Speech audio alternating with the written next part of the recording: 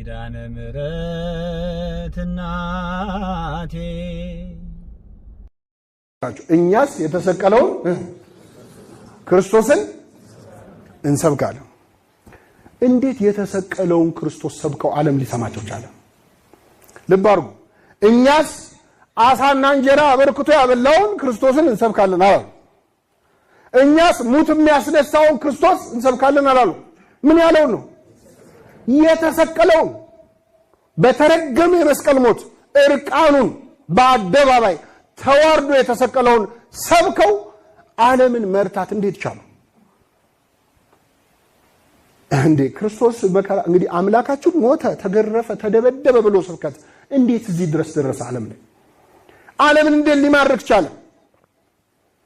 በጣም ተአምር እኮ ነው ወንጌልኛ ጋር መድረሱ። ታውቃላችሁ አባቶቻችን እዚህ የትንቢተ ኢሳይያስ ምዕራፍ 7 ቁጥር 14 ሁላችን የምናውቀው ጥቅስ አለ። እነሆ ድንግል ትጸንሳለች ወንድ ልጅም ስሙንም አማኑኤል ብላ ትጠራዋለች ይልና ሕፃኑም ቅቤና ማር ይበላል ይላል። ምን መልሱልኝ። ቅቤና ማር ይበላል የሚለውን አባቶቻችን ብሉይና ሐዲስ ያስተምራል ማለት ነው ይላሉ። ይበላል ማለት ያስተምራል ማለት ነው። ይሄ መጽሐፍ ቅዱስ ቋንቋ ነው። ይበላል ያስተምራል መሆኑን ሁለት ማስረጃ ልስጣችሁ። አንደኛ ጌታ ሳምራዊቷን ሴት ሲያስተምር ዋለ አይደለ? ከዛ መጨረሻ ላይ ምግብ አመጡለትና ብላ ሲሉት እኔ ሌላ የምበላው ምግብ አለኝ አለ። ምንድነው ሲሉት የላከኝን ፈቃድ አደርግ ዘንድ ይሄ ምግቤ ነው መጠጤ ነው አለ። የዛችን ሴት ነፍስ መመለሱ ማስተማሩን ክርስቶስ ምን ብሎ ጠራው? ምግብ። አንድ ሌላ ልጨምርላችሁ። ቅዱስ ጴጥሮስ በህልሙ የማይበሉ ጸያፍ የሆኑ እንስሳት ታዩት እና መልአክ መጥቶ ይህንን ብላ ብሎ ነገረው። ከእንቅልፉ ሲነቃ አህዛብን አስተምር ተብያለሁ፣ በህልሜ ብላ የተባለውን ምን በል ብያለሁ አለ። ስለዚህ ማስተማር ምን ይባላል? መብላት ይባላል። ሕፃኑ ቅቤና ማር ይበላል የተባለው ብሉይና ሐዲስ ኪዳን ያስተምራል። ለምን? ለምሳሌ እኔ በአንድ እጄ ቅቤ ተለወስኩ፣ በሌላ እጄ ማር ተለወስኩ። እጃችን ላይ ቅቤና ማር ነክቶን ከሁለቱ ቶሎ የሚለቅ የሚመስለው የቱ ነው? በዚህ እጃችንን ቅቤ ውስጥ ነክረነዋል፣ ይሄ ደግሞ ማር ነክረነዋል። እጅ ያጣብቃል አይደል? ከሁለቱ የሚለቅ የሚመስለው የቱ? ቅቤው። የማይለቅ የሚመስለውስ? ማር። የሚለቀው ግን የቱ? ማር ውሃ ስታስለካው አለቀ፣ ታሪኩ እዛ ላይ ያበቃ። ቅቤ ግን ውሃ ብታስለካው ይለቃል። ስትፈገፍጉ ለሳሙና ምናምን ፈልጋል። ቅቤና ማር ይበላል የተባለው ብሉይና ሐዲስ ነው። ቅቤ የተባለችው ወንጌል ነች። ማር የተባለችው ኦሪት ነች። የኦሪት ሕግ የምታልፋት መስልም ነበር።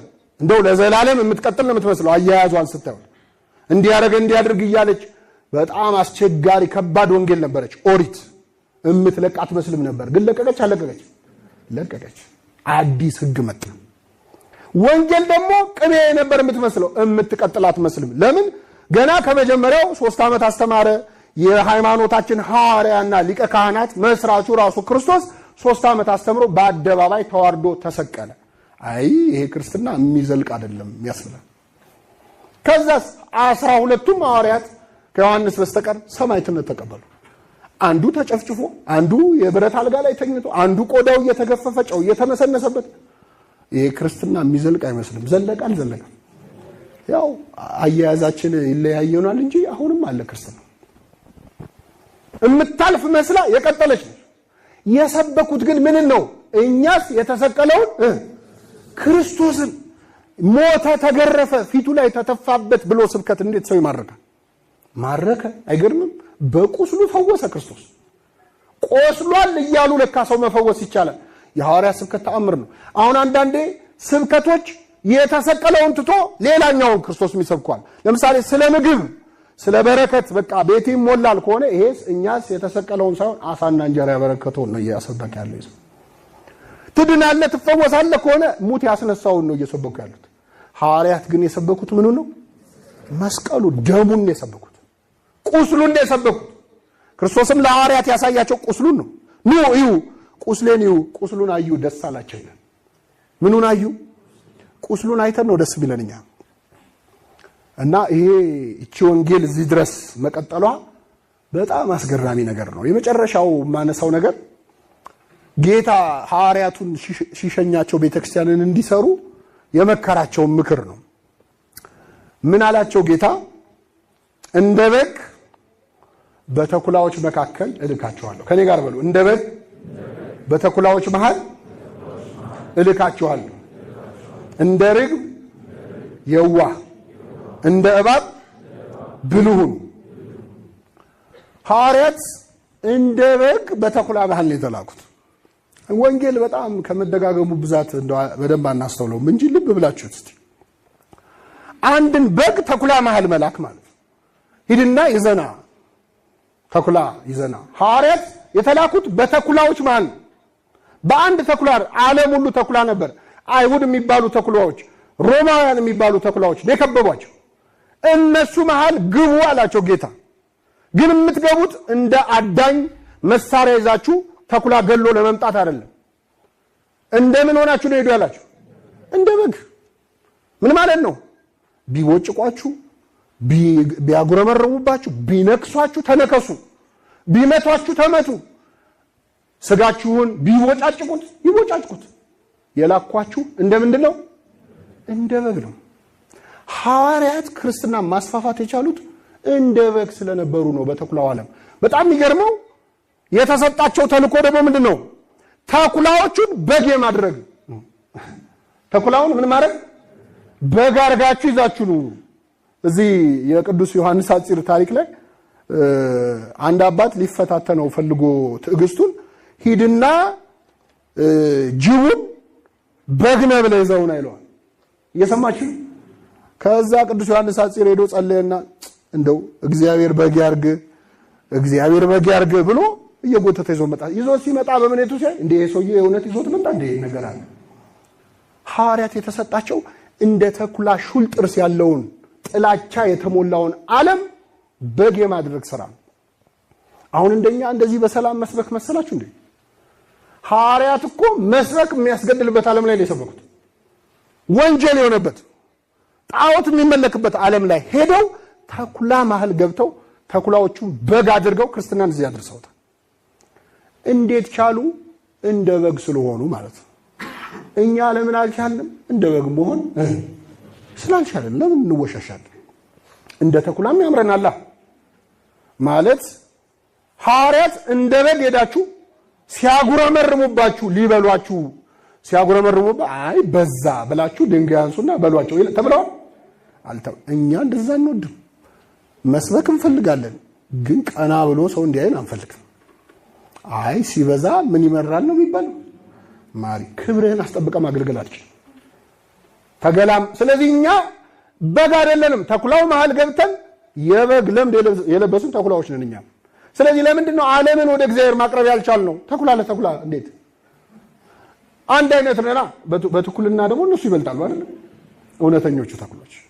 ይሄን ቀላል ምሳሌ ልስጣችሁ። ሐዋርያት እንደ በግ ተኩላ ሲያስፈራራቸው ሲሰድባቸው፣ እኔ መንግስታት ኢትዮጵያ ውስጥ ባለስልጣን በወጣ ቁጥር አንድ ጠቅላይ ሚኒስትር ወይ ፕሬዝዳንት በተሾመ ቁጥር ሁሉ የሚናገራት አንድ ጥቅስ አለች። ግራህን ሲመቱ ቀኝን ስጥ አይልም ይላል እንጂ መልሰ ግራህን አይልም።